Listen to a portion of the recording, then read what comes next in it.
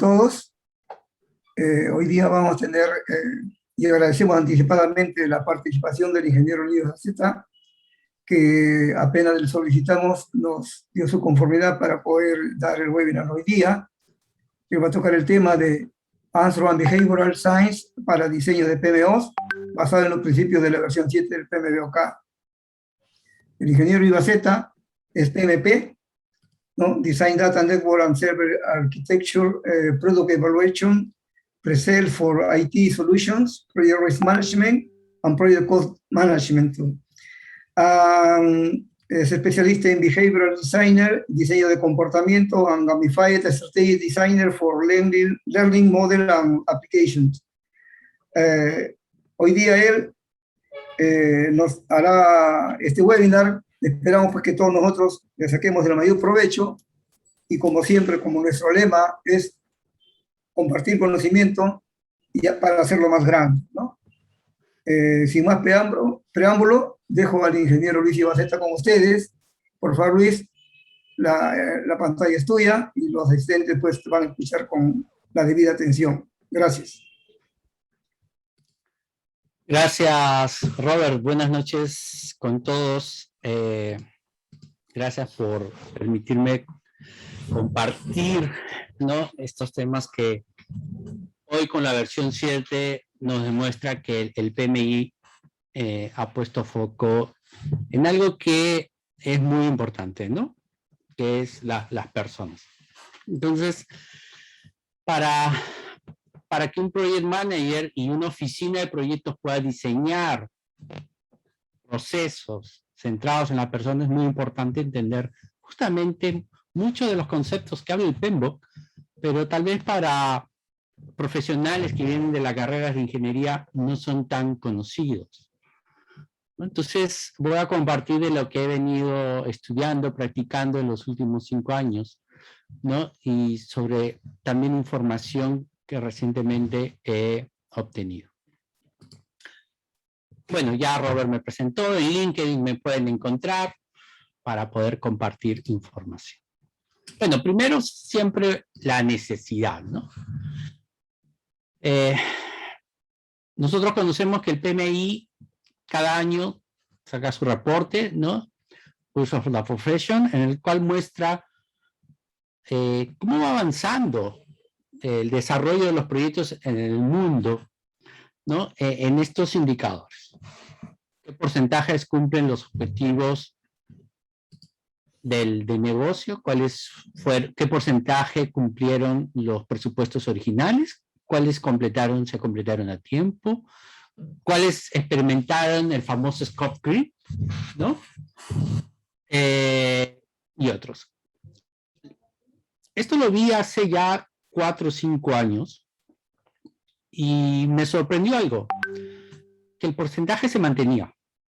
Entonces yo me preguntaba, ¿por qué el porcentaje se mantiene si cada vez es más público, cada vez hay más profesionales en gerencia de proyectos? ¿Qué sucede? ¿Qué está pasando, ¿no?, por el cual los proyectos sigan manteniendo el mismo porcentaje? Este es el PMI, esta es la versión del 2018 y como ven, ¿no?, los porcentajes están entre 45 y 55%. Y esto, en organizaciones maduras. Imagínense en organizaciones que no son maduras en la gerencia de proyectos. Con sorpresa, en este año, 2021, ya salió el reporte del 2021, se ve una ligera mejoría en cuanto a los cumplimientos de presupuesto y plazo. Pero aún es bajo, aún así es bajo. Si esto lo traducimos en miles y miles de millones de dólares, ¿no?, aquí en estos puntos porcentuales hay una gran pérdida. ¿Cuál es mi hipótesis de hace 5 años? Mi hipótesis es que el equipo de gestión de proyectos, el Project Manager, la oficina de proyectos, aún faltan que estén centrados en la persona. Con esa versión 7, el PMI está dando un giro, ¿no? Porque desde la primera página dice que este PMBOK ha sido diseñado centrado en la persona, ¿no? Y ese es bueno. Y con la introducción de los principios se está reforzando esto.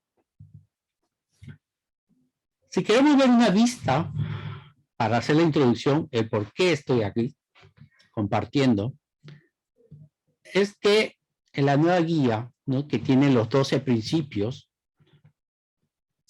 y que el PMBOK claramente lo dice, guían el comportamiento hacia los 8 dominios, soportados en el tailoring, en los modelos, métodos. Pero ¿qué es eso? ¿Qué es esa definición de que 12 principios guían el comportamiento hacia 8 dominios? ¿Cómo el Project Manager lo entiende y cómo lo practica? Porque de pronto empiezan a llegar mensajes en el cual dicen, ¿y cómo ahora desarrollo esta mentalidad basada en estos 12 principios? ¿No? Esto no es una ciencia matemática, ¿no? No es una ciencia exacta, esto ya es se acerca a lo que son las ciencias sociales, ¿no?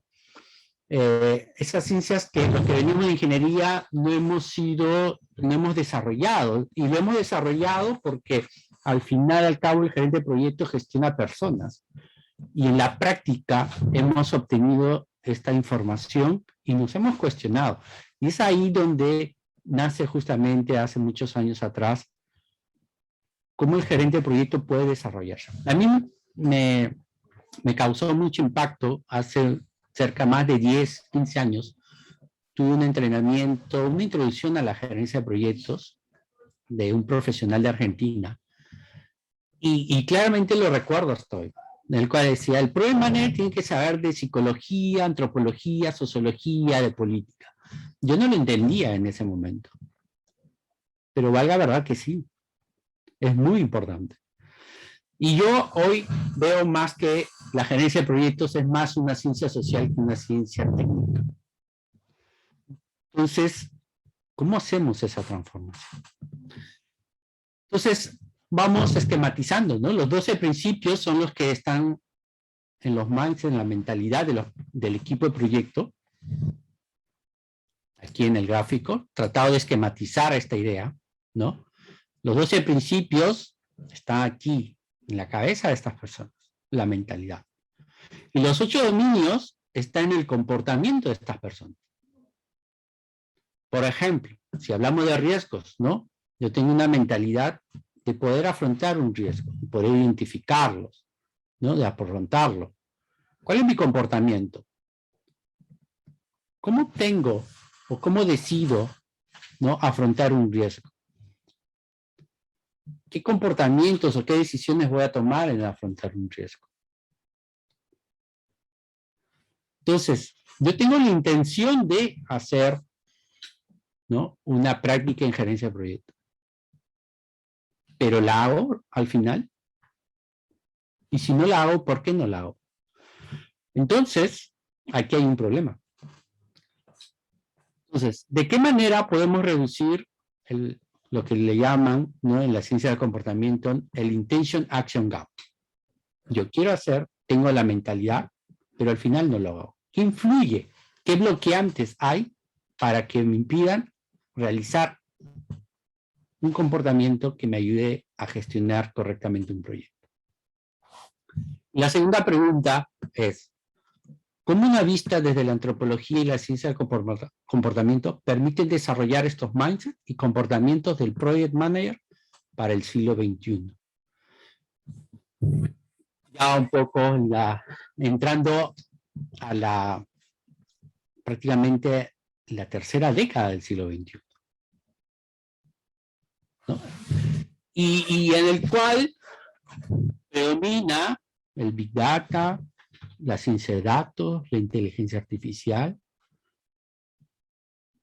Pero, ¿estas ciencias no van a resolver el problema? No.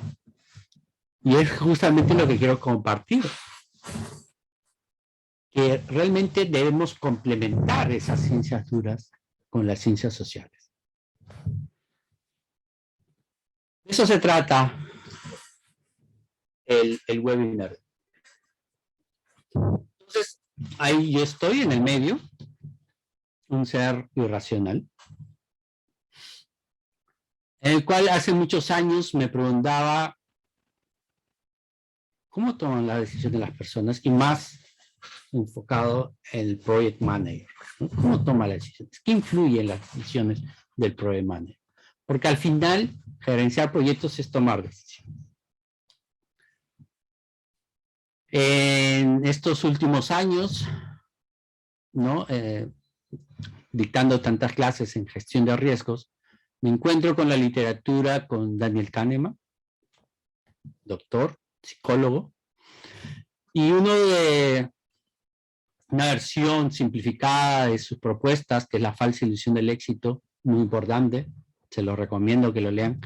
Es muy corta esa versión, como introducirnos a este mundo de la ciencia del comportamiento. ¿Y por qué lo pongo? Porque es una de las que más afectan al project manager en la gerencia. ¿Por qué me llamó la atención? Porque hace 5 años también me introduzco en el mundo de la innovación, y en casi todos los libros de innovación y de diseño de nuevos servicios caen en las propuestas de Kahneman, y eso me impulsa más a seguir estudiando estos temas. Dentro de esa carrera a la innovación, a la creatividad, al diseño, me encuentro en el proceso de Design Thinking, y dentro del proceso de Design Thinking, en el cual es encontrar el problema, me encuentro con una herramienta que es, o un enfoque que es la etnografía, que es una herramienta fundamental de la antropología. Entonces, me llama la atención mucho la antropología.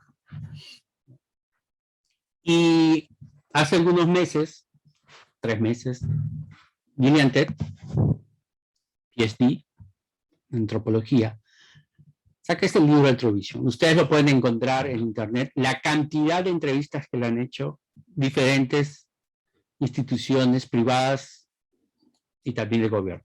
La OSD le ha hecho una entrevista a Gillian Tett por este libro, ¿no?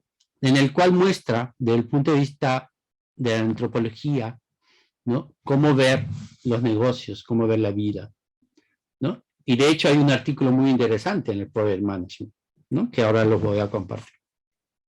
Entonces, eso me motivó justamente cuando Robert me dice para hacer un webinar. Dije, qué bueno compartir esto, a ver si introduzco una curiosidad sobre estos temas y ayudan a las Project Managers y a las oficinas de PMO a diseñar procesos que realmente estén centrados en las personas, en los clientes. Entonces, yo dije, ¿cómo voy a enfocar ello para no perderme en tantos conceptos? Bueno, vamos a relacionarlos con los 12 principios. No voy a presentar los 12 principios porque eso ya es demasiado tiempo. Voy a presentar sobre 6 principios. ¿Okay? Y ya el resto lo dejaremos para una segunda oportunidad. Entonces vamos a empezar por algo que me gustó de esta literatura de Antrovision fue justamente la etimología de las palabras, ¿no? ¿De dónde salen las palabras? La historia de las palabras. Y una de las palabras que introduce la nueva versión del PMBOK es stewardship. Ustedes ya habrán leído la versión en español y la traducción, la verdad, deja más que desear. Prefiero que la dejen en inglés. Porque stewardship es un concepto muy poderoso. Entonces, fíjense acá, ¿no? Desde 1899, ¿no? Responsable del uso de los recursos en el servicio de Dios. Fuerte la palabra. Es el acto de cuidar o mejorar con el tiempo. Pero lo importante es saber cuál es la diferencia entre stewardship y management. Stewardship es la gestión cuidadosa y responsable de algo confiado al cuidado de uno. Mientras que el management por sí sola es el acto o la habilidad de controlar y tomar decisiones. Hay una gran diferencia. Entonces, cuando un gerente de proyecto junior, un gerente o un profesional que recién está entrando en el mundo de la gerencia de proyectos, lee el PMBOK y se va a encontrar con stewardship, ¿cómo lo va a entender?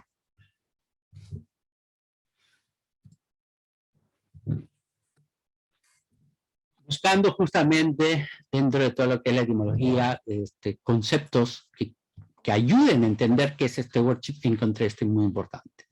3 componentes fundamentales. 1, asumir la responsabilidad de algún objeto o causa en beneficio de otros. Se adopta cuando los recursos son limitados. Fíjense cómo que se adapta fácilmente a lo que es la gerencia de proyectos. Tener claro el beneficiario, ¿no? Y ahora ya el Project Manager va a tener ahora 4 sombreros. El que guía, el cuidador, el que da y el maximizador.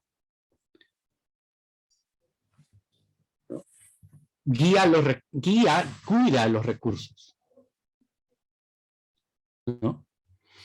Cuida los recursos, brinda, ¿no?, un beneficio y maximiza esos beneficios.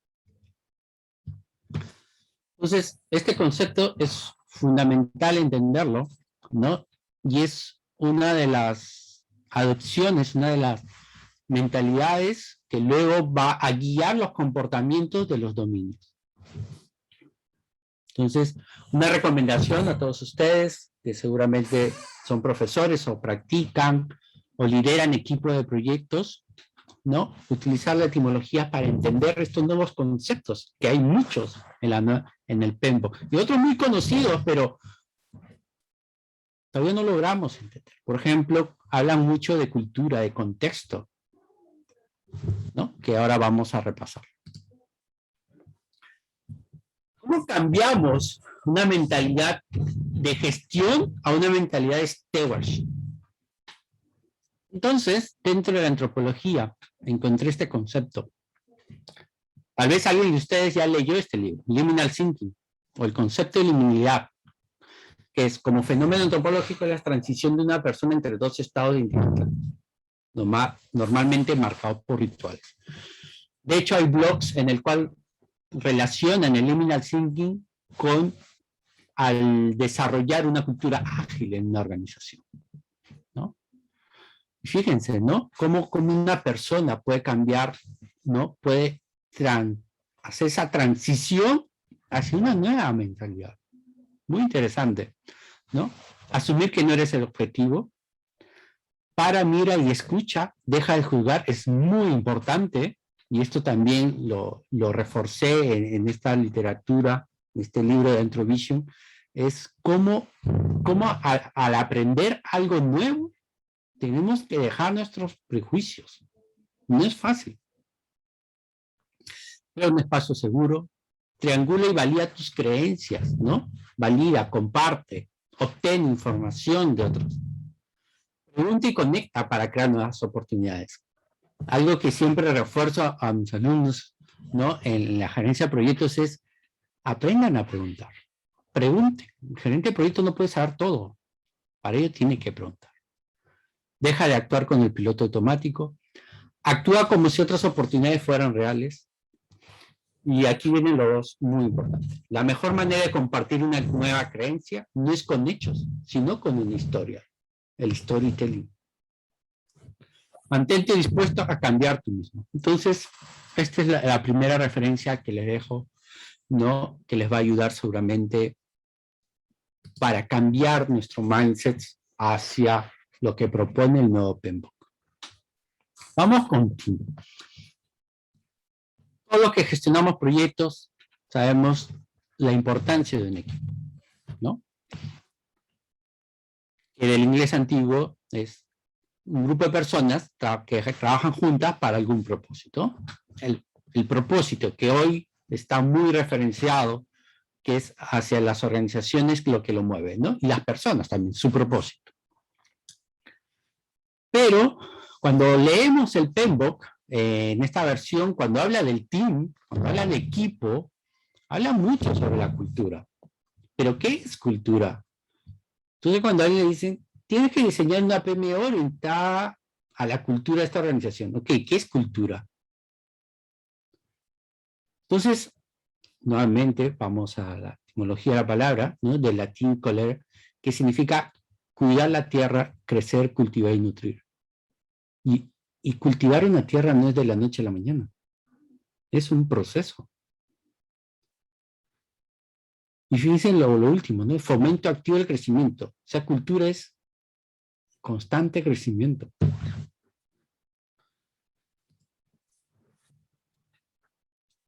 Si lo llevamos al hoy, al trabajo remoto, ¿qué se ha perdido del equipo en el trabajo remoto? Y este es un concepto que la verdad me impactó mucho, ¿no?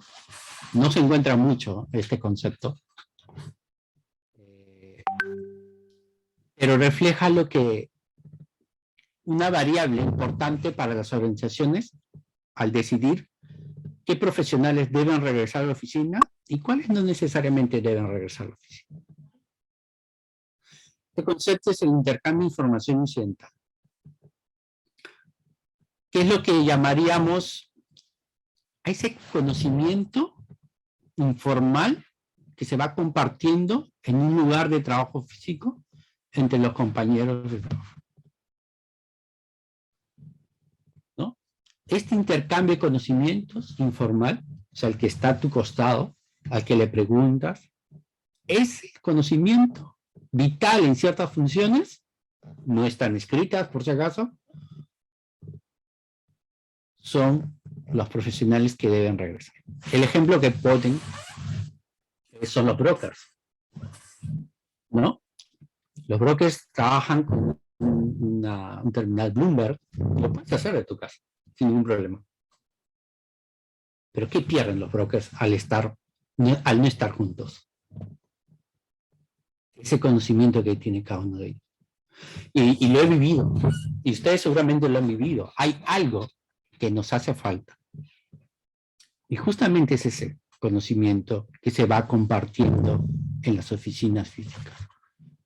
Entonces, esta es una variable fundamental para decidir qué profesionales deben regresar sí o sí a la oficina.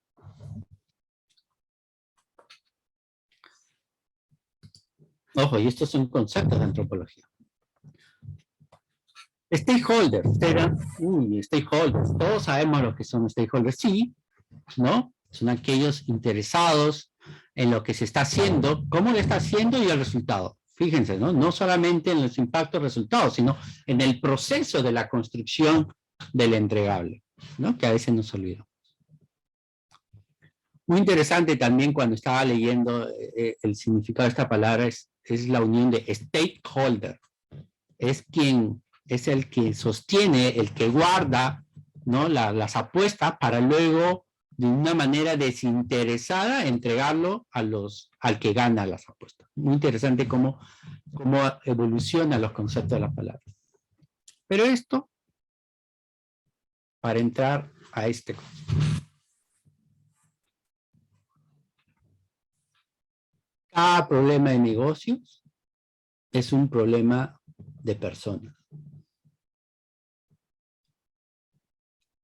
Cada punto de información, de datos, representa un comportamiento humano.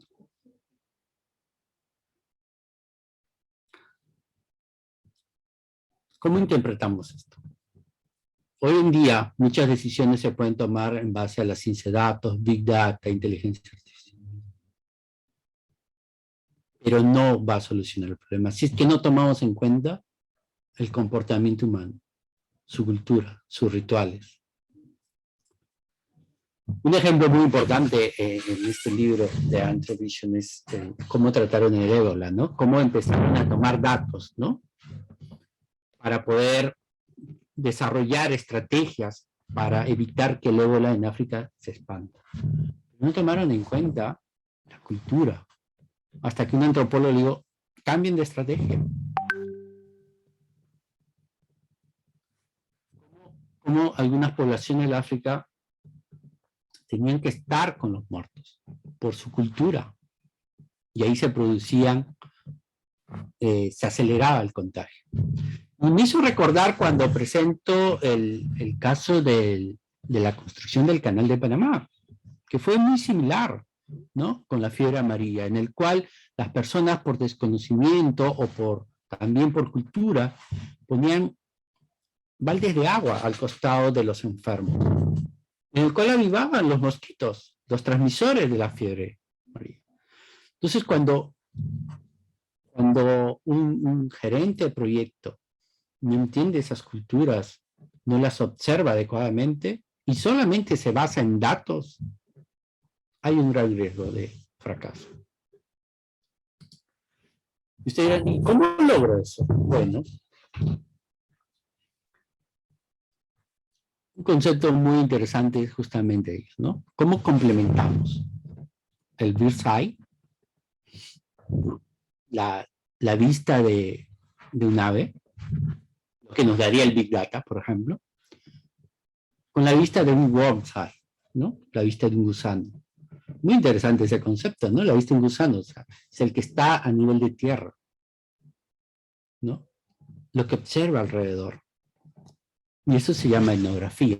Y no he puesto solo etnografía, sino he puesto etnografía organizacional, porque ya existe esa rama en el cual, a través de la etnografía, se estudia a las culturas organizacionales.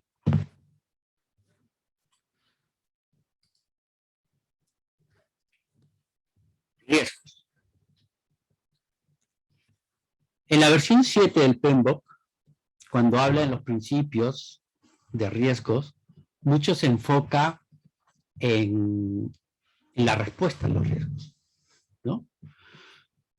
Muy interesante porque es fundamental. Uno puede hacer el proceso de planificar los riesgos, identificarlos, priorizarlos, pero algo que el PMBOK nos quiere decir es enfócate en las estrategias de respuesta, ¿no? Y vamos a ver un video, porque creo que es muy importante recordar qué sucede cuando no nos enfocamos en una adecuada estrategia, una buena ejecución de estrategia.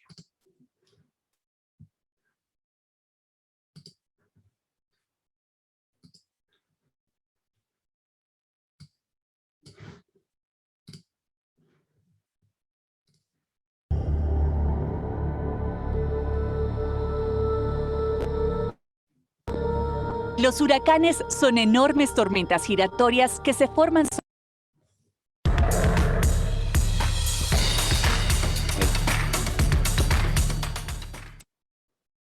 sobre el agua caliente del océano.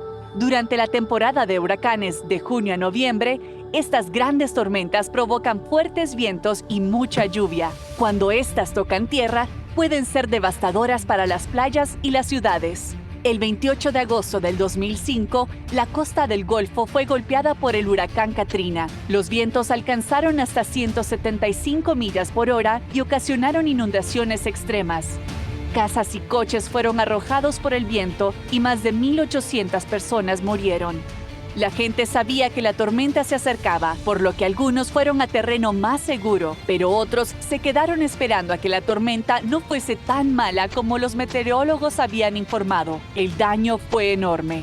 Las casas fueron completamente destruidas. Habían árboles volcados, edificios y viviendas aplastadas, calles inundadas y no hubo electricidad durante semanas. El daño mayor de la tormenta fue la inundación en Nueva Orleans, Luisiana. La ciudad de New Orleans está bajo el nivel del mar y está protegida por grandes diques. Estos diques fallaron, lo que causó inundaciones masivas. La gente, enojada por dicho fallo, se cuestionaba si valía la pena reconstruir a Nueva Orleans. Al final, los valientes ciudadanos de Nueva Orleans decidieron limpiar, reconstruir y reforzar los diques.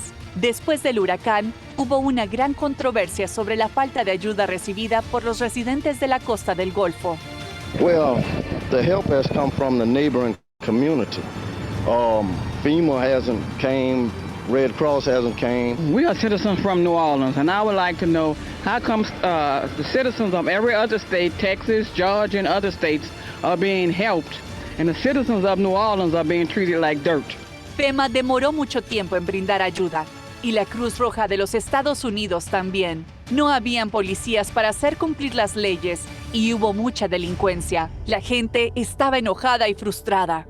Este desastre natural ayudó al gobierno a hacer que sus programas de alivio de desastres funcionaran en forma más eficiente y más rápidamente. El huracán Katrina fue el desastre natural más costoso en la historia de los Estados Unidos. Este costó aproximadamente $108 billones. Ustedes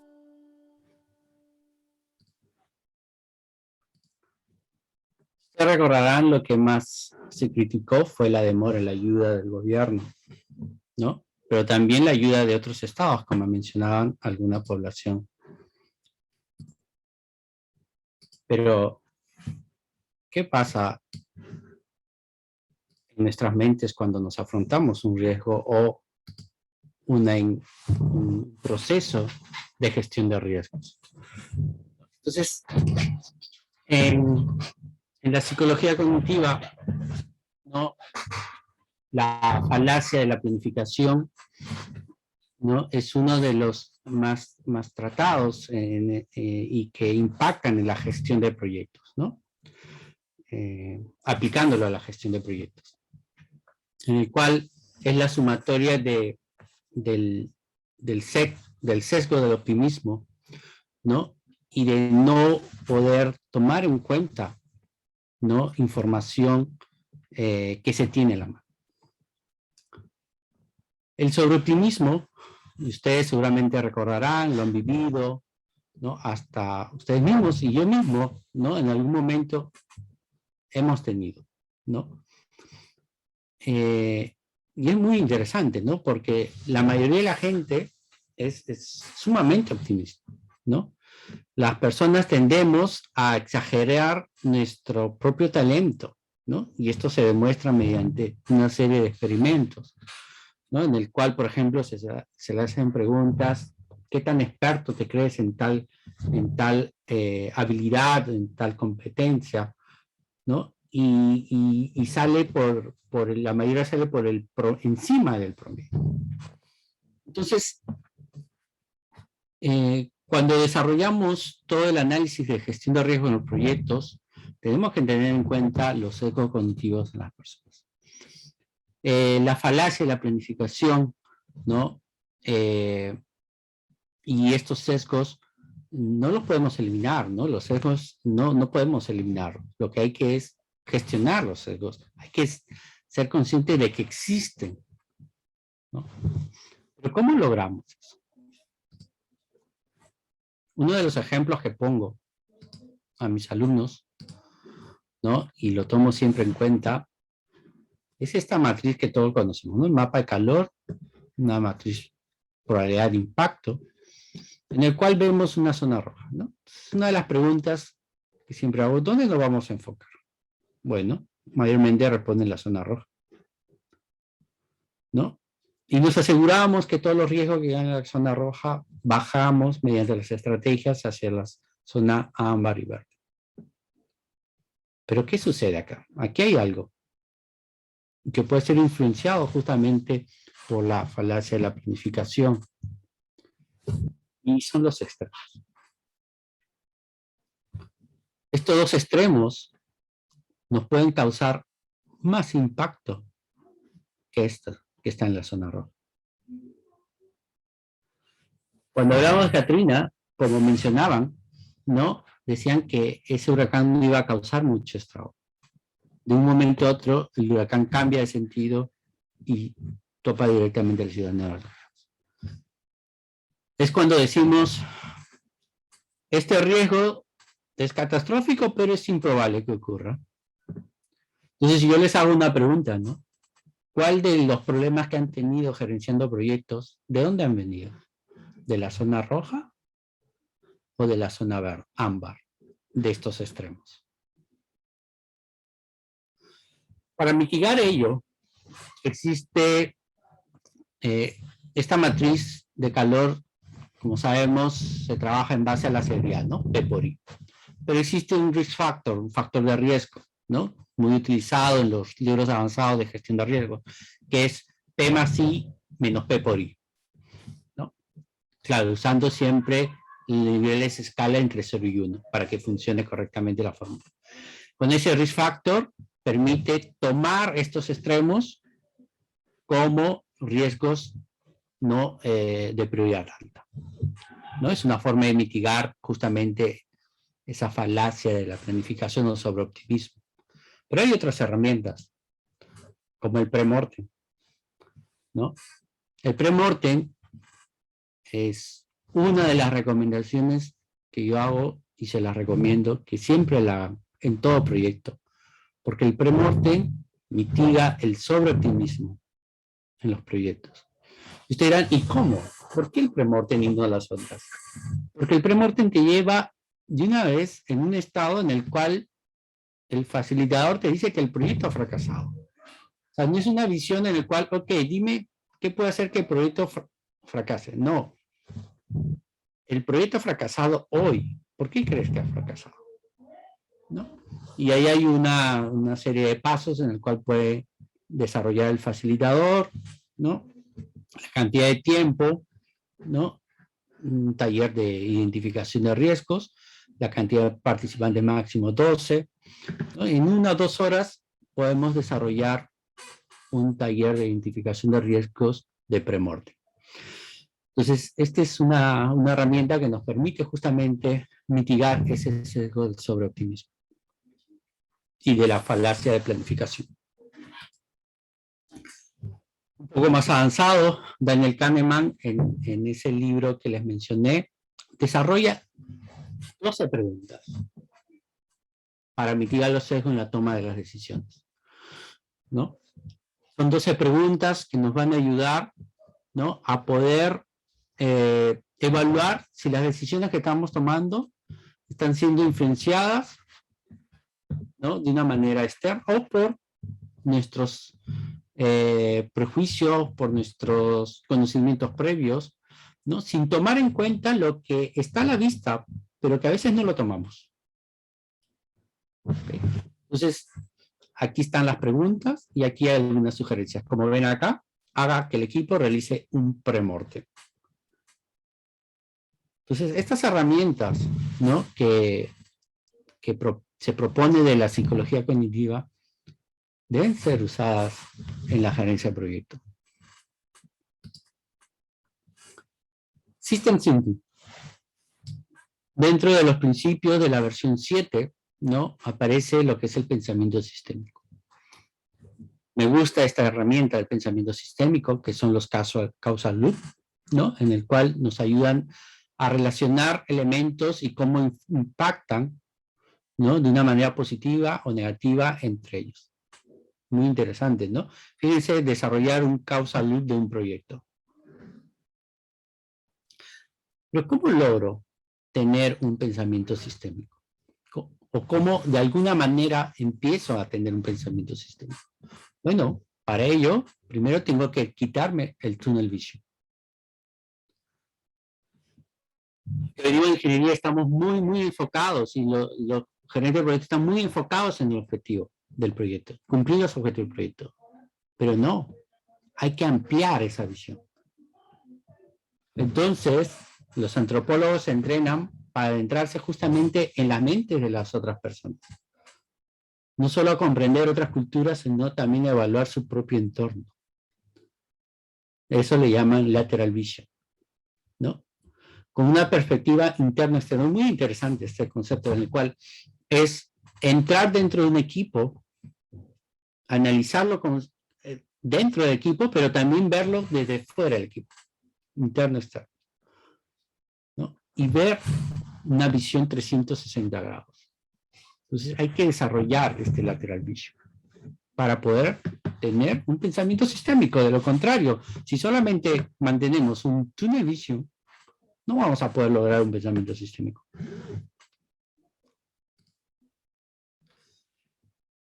Cuando les hablo justamente de entrar en un equipo, entenderlo desde dentro del equipo y también verlo desde fuera, ya entramos a lo que es la etnografía, ¿no? Aquí unos conceptos de lo que es etnografía, ¿no? Haciendo la analogía a lo que son las ranas, ¿no? Viven en medio de todo. Al igual que los etnógrafos, observan la vida cotidiana y sus prácticas y rituales 360 grados. La investigación cuantitativa, por el contrario, tiene una vista de pájaro, ¿no? Los bird eyes, ¿no? La vista de pájaro. los Big Data, la ciencia de datos, la inteligencia artificial nos da una vista de pájaro. Nos puede decir cuál es el comportamiento, pero no nos va a decir por qué se comportan de esa manera las personas.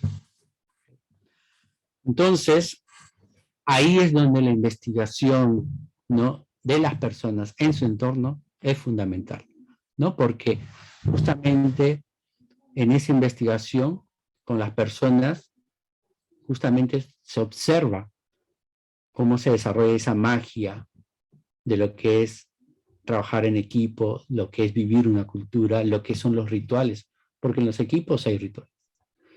Pero hay un desafío, ¿no? Porque ya no estamos en una oficina, ahora estamos en un entorno virtual.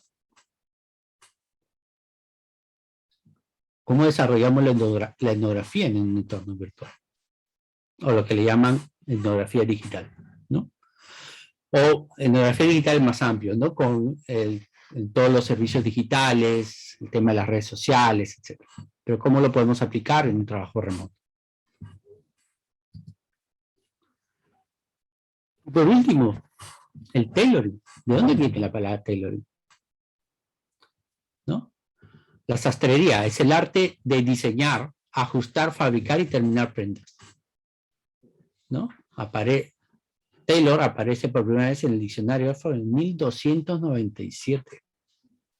Entonces, cuando le dicen a un profesional, ¿no?, tienes que hacer el tailoring de este enfoque a tu organización, a tu cultura. Se queda preguntando, ¿qué es el tailoring? ¿Cómo le explicas qué es el tailoring? Entonces, entender el significado de la palabra es fundamental hoy en día, ¿no? Entonces, aquí resalto diseñar, porque justamente es eso el tailoring, es diseñar. Y el PMBOK no lo dice. Entonces, cuando dice tailoring, te damos las herramientas, los artefactos y las prácticas, tienes que hacer el tailoring de tu organización. Ok, ¿qué es eso? ¿Cómo lo hago? Y ahí justamente aparece hacer el tailoring en base a tu contexto, ¿no? De hecho, el enfoque de agilidad del PMI se basa en eso, ¿no? ¿Y cómo hacemos el tailoring? ¿Cómo traemos, ¿no?, esta cultura de Spotify que viene de un país sueco, con una cultura sueca, a países latinoamericanos y organizaciones latinoamericanas? ¿Cómo hacemos el tailoring de esta forma de trabajar, ¿no?, a una cultura totalmente diferente? ¿No? Entonces, ¿qué es el contexto? ¿No? La palabra contexto se convirtió en parte de un vocabulario antropológico común que se utiliza para denotar una variedad desconcertante de características, dominios y entornos. Los contextos pueden ser culturales, sociales, políticos, rituales y religiosos. ¿Cuáles son los rituales de estos equipos? Entonces, si quiero hacer tailoring, tengo que conocer esos rituales.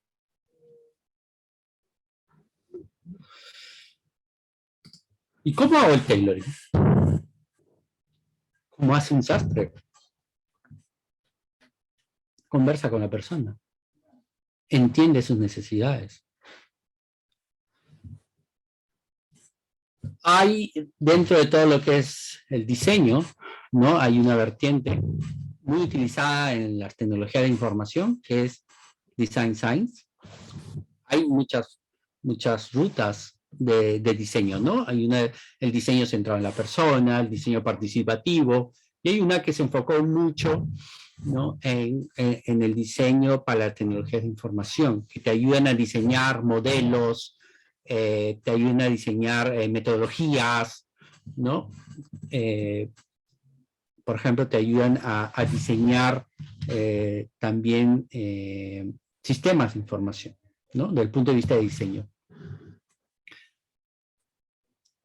Y yo les traigo un enfoque ¿no? Al momento de diseñar un artefacto, ¿no? Ese artefacto puede ser el mismo tailoring, ¿no? De una metodología aplicada a una organización. Pero para poder diseñar ese artefacto, que puede ser ese modelo, esa metodología de gestión de proyectos, o los procesos de una PMO, hay que tomar en cuenta esto. Hay que tener en cuenta justamente el entorno externo y las condiciones en el cual se va a utilizar este nuevo artefacto. Cuáles son las funciones, ¿no? Y qué beneficios puede aportar. La estructura, los componentes del artefacto y las relaciones e interacciones, ¿no? Porque el artefacto, ¿qué es lo que vamos a diseñar? ¿Cómo interactúan con las personas? ¿Cómo van a interactuar con las personas? Recuerden, el artefacto puede ser el modelo, una metodología, procesos de PMO. ¿Okay? ¿Cómo lo voy a introducir en la organización? ¿Cómo impacta introducir ese artefacto con otras prácticas de la organización? ¿Qué efectos secundarios van a tener? ¿Cuál es la práctica prevista a utilizar este nuevo modelo, nuevo proceso de PMO? ¿Cuáles son los comportamientos de ese artefacto o los comportamientos que va a influenciar en la persona? ¿Cuáles son los efectos previstos causados por el uso del artefacto? ¿No? Son algunos conceptos, ¿no? Es la parte introductoria en un estudio de Design Science. Entonces, observa. Los principios del PMBOK no solamente calzan en esas palabras, en esos 6 principios, sino tienen toda una base, ¿no? Más amplia que soporta ello. Entonces, no va a ser tarea fácil para un Project Manager y para los nuevos que van a estudiar el PMBOK en la versión 7, entender estos 12 principios. No va a ser una tarea fácil. Son conceptos que no lo han visto en las carreras profesionales, que se han estado practicando gestionando personas. Entonces, hay que empezar a entender, a estudiar y a compartir información con profesionales que vienen de las ciencias sociales, como la antropología, psicología cognitiva, ¿no? Ciencias, sociología. Entonces, yo les dejo, ¿no? Busquen en los documentos de McKinsey. Entrevistaron a Gillian Tett, justamente en base a este libro. Cómo un CIO debe tener una visión de antropología, ¿no? Luego, en este artículo de The Guardian, también aquí justamente es donde hablan en este caso de gerencia de proyectos de TI, ¿no? Y hablan justamente de qué es lo que se pierde en una organización en un trabajo remoto. También se los recomiendo bastante que lo lean. De hecho, en este artículo es parte del libro. Si les interesa, si les gusta este artículo, les va a gustar el libro, ¿no? Es una recomendación que le hago. Y si alguien quiere entrar más en este mundo de la antropología, justo encontré esta literatura de cómo la antropología en los últimos años está entrando en las organizaciones. Cada vez es más empresas que están contratando antropólogos para ayudarlos justamente en su proceso de transformación. No he tocado los 12 principios por el tiempo. Quería darles esta curiosidad. Es algo muy amplio, ¿no? En cómo las ciencias de comportamiento y la antropología puede ayudar hoy en día en la gerencia de proyectos que está en proceso de transformación. Porque recuerden que las PMOs hoy se están transformando, porque van a alinearse con la transformación de las organizaciones, y las organizaciones van a cambiar continuamente. Como una PMO justamente se adapta a esos cambios, entendiendo a las personas de la organización. ¿Y cómo entiendo a las personas? ¿Cómo conozco a la cultura? Entonces, nos queda mucho por aprender. Yo estoy en proceso de este aprendizaje, ¿no? Y bueno, les dejo mi correo si alguien quiere compartir, ¿no? Y está interesado en estos temas para poder ir desarrollándolo. Porque nuevamente, ¿no? Big Data, ciencia de datos, inteligencia artificial, no va a resolver los problemas. Si es que no complementamos con todas estas ciencias. Eso es lo que quería compartirles. Muchas gracias. Muchas gracias, Luis. Por favor, demos un aplauso a Luis por su brillante exposición. Gracias, Robert. Luis, te agradecemos, de verdad, ha sido una excelente exposición. Y solamente haría un comentario a tu magnífica exposición, que se imaginen los señores que nos están escuchando, después de lo que tú has comentado acerca de los proyectos, imagínense lo que va a ser un gerente de proyecto cuando gestione un megaproyecto, donde hay varias personas de diferentes nacionalidades, ¿no? El hombre dicen que, después hago un comentario de eso, tienes que estudiar el comportamiento de todas esas personas y sus culturas. Y yo trabajaba en megaproyectos en otros países y la verdad que no es nada fácil para el gerente de proyecto, ¿no? El jefe que teníamos, el director de obra. Solamente quiero hacer un resumen de lo que estaba leyendo hoy día acerca de la ontología del lenguaje de Rafael Echeverría, en mi formación de coach y mentor. Dice, ¿no? Nuestra coordinación de la coordinación del comportamiento cambia de una comunidad a la otra. Los franceses, los chinos, los somalíes, los mexicanos son todos diferentes porque pertenecen a diferentes sistemas de lenguaje, pertenecen a diferentes discursos históricos, algo que tú mencionabas, y prácticas sociales que nacen precisamente de diferentes caldos de cultivo y en consecuencia de diferentes culturas para la emergencia de distintos tipos de individuos. Concluye, diferentes culturas lingüísticas producen diferentes individuos. Gran verdad que coincide con todo lo que tú has expuesto, mi estimado Luis. Hace poco yo tuve un webinar donde decía de que el gerente de proyectos pues lleva a ser un marciano, ¿no? Y la gente se reía, porque tiene que entender y conocer de mucho conocimiento, claramente para gestionar un proyecto, y tiene que ver el lado humano y el lado técnico, ¿no? El lado duro, el lado soft, ¿no? Y como tú decías, pues en la universidad, los que somos ingenieros nos enseñan la parte del lado técnico, honestamente. Eso, bueno, de tarde o temprano con la experiencia uno lo va a adquirir, ¿no? La experiencia y va a tratar de hacer mejor en lo que es especialidad.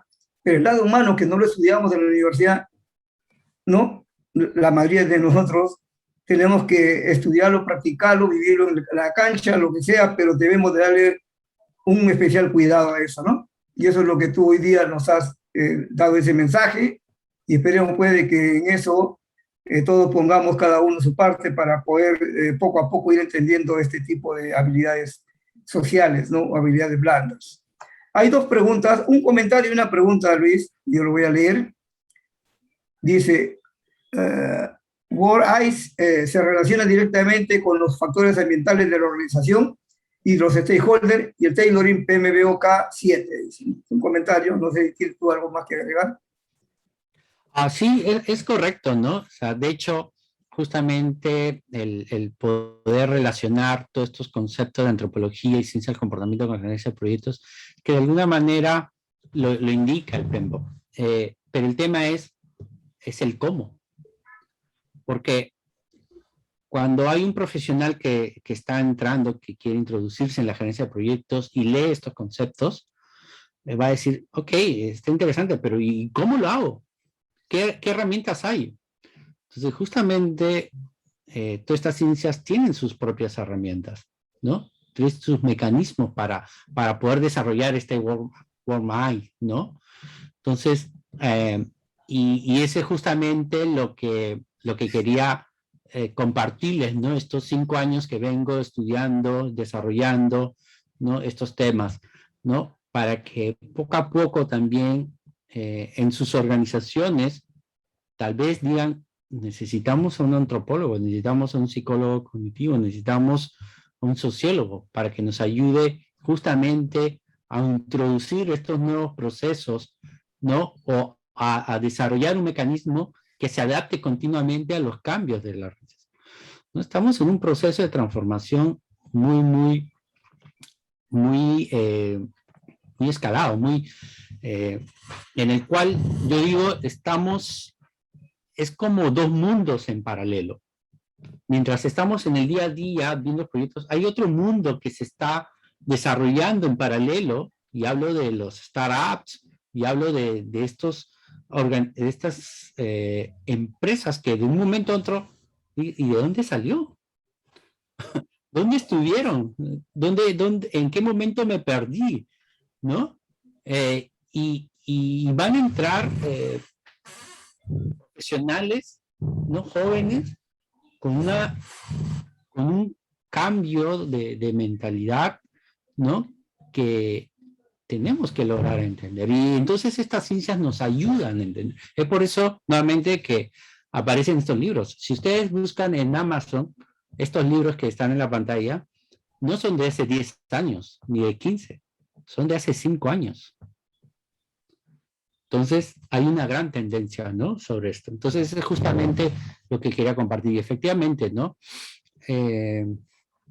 Eso es. Entonces, los que estamos en la parte académica, los que enseñamos la gerencia de proyectos y practicamos la gerencia de proyectos, necesitamos entrarnos a este mundo para poder explicar de una mejor manera esos 12 principios, ¿no? Luis, te hacen una pregunta para que menciones nuevamente. Dice, ¿podría mencionar nuevamente en qué libro están los 12 preguntas de riesgos preliminares? Sí. Les doy la versión resumida, porque es muy buena. En realidad es un artículo. Este libro que dice La falsa ilusión del éxito describe esas 12 preguntas, ¿no? Es el resumen, digamos, del artículo que sale hace 11 años. Lo saca Daniel Kahneman, ¿no?, con otro autor en Harvard Business Review, ¿no? También si ustedes buscan esto, y lo van a encontrar con mucha referencia en la gerencia de proyectos. Ya muchos profesionales han referenciado este artículo, ¿no?, en la gerencia de proyectos, ¿no? Gracias, Luis. Hay otra pregunta, pero antes quisiera tomarte la palabra de lo que dijiste antes, para que vuelvas a hacer una exposición, enlazando este tema para lo que faltaría, lo que tú has dicho. Ya tenemos comprometidos hasta el mes de diciembre, así que ya sería por el mes de diciembre, quizás hasta el mes de noviembre, perdón, el mes de diciembre. Coordinamos, Luis, por favor. Quisiéramos, si nos podrías alcanzar tu presentación para poder compartirla con la comunidad, de ser posible, ¿no? Ahora, hay otra pregunta que dice, y acá te ponen de taquito para que puedas ampliar un principio más que no lo has tocado, pero como asunción a esa pregunta, dice, en el tailoring se ha de considerar también la gestión del cambio y gestión del conocimiento.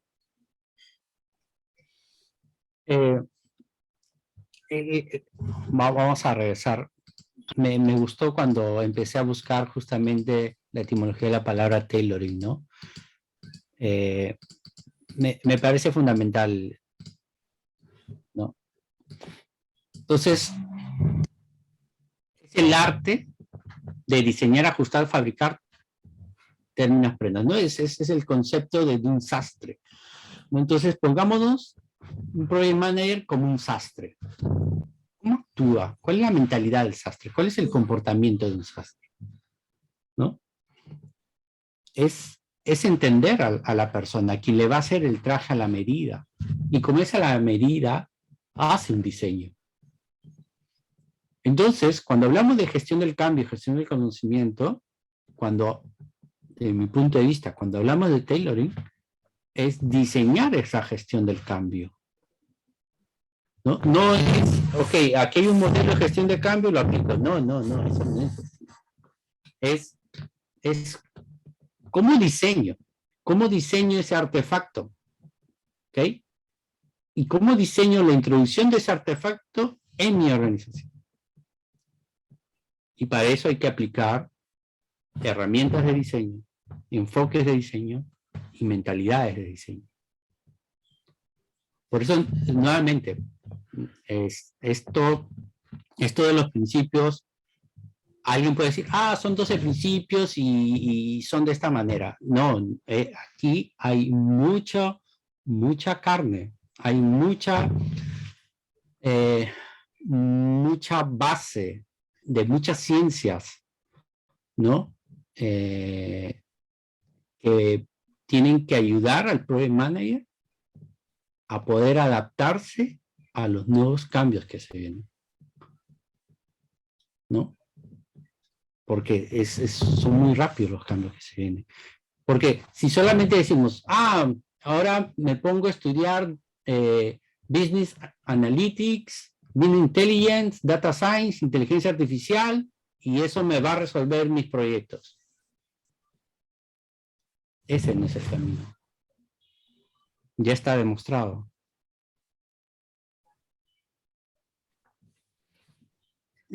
Hay un comentario de Robinson Castillo que dice, System Thinking es una meta approach que permite gestionar cualquier tipo de proyectos en donde se hace necesaria una intersección multi-inter y transdisciplinaria. Sí, el pensamiento sistémico, ¿no? Es la verdad, me gusta, es una de las herramientas, ¿no? De pensamiento, cómo poder tener una visión holística de todos los elementos y cómo se relacionan entre sí, ¿no? Este es todo un desarrollo, pero yo creo que aquí, más que entrar al tema técnico de pensamiento sistémico, es cómo empiezo a adoptar esa mentalidad de vista holística, ¿no? De que sí o sí todos los elementos se relacionan, ¿no? Entonces es por eso que lo relacioné con este concepto de lateral vision, ¿no? Para una persona que no conoce lo que es un pensamiento sistémico, ¿no? Cómo empieza a ver su entorno de una manera que se empieza a relacionar. Y cuando hablo de entorno, ¿no?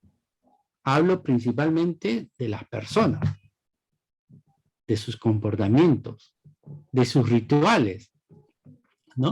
Como esto me hizo recordar cuando estaba leyendo el año pasado en un taller, ¿no? De diseño, un alumno decía, ¿cómo me interactúo con las otras personas de la empresa que acabo de entrar, ¿no? ¿Cómo me introduzco en esa cultura, ¿no? Y contaba que empezaba a ver las pizarras con diferente información, ¿no? Los equipos ágiles que se habían formado, ¿no? ¿Cómo esta persona se introduce en esa cultura y empieza a trabajar de una manera, ¿no? Eficiente, colaborativa, ¿no? Porque viene de otra cultura, ¿no? Entonces,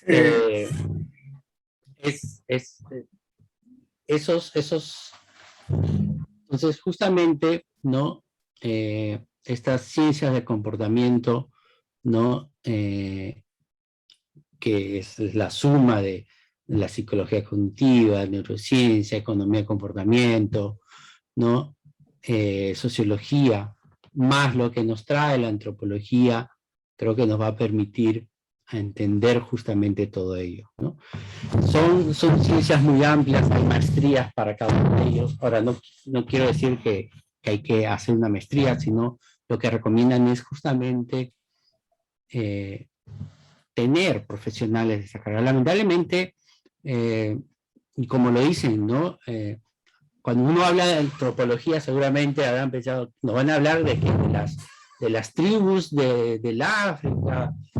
No, esa es la antropología del siglo pasado, ¿no? La antropología actual es otra. Y la verdad me gustaría que estuve en el evento del PMI en el evento de la CEDIPRO, ¿no? La gerencia de proyectos, tuve 2 sesiones y todavía falta que la gerencia de proyectos llegue a las otras profesiones. Creo que el 80-90% eran ingeniería. Pero ¿dónde están los de educación, los de psicología, sociología, de medicina, de abogados, ¿no?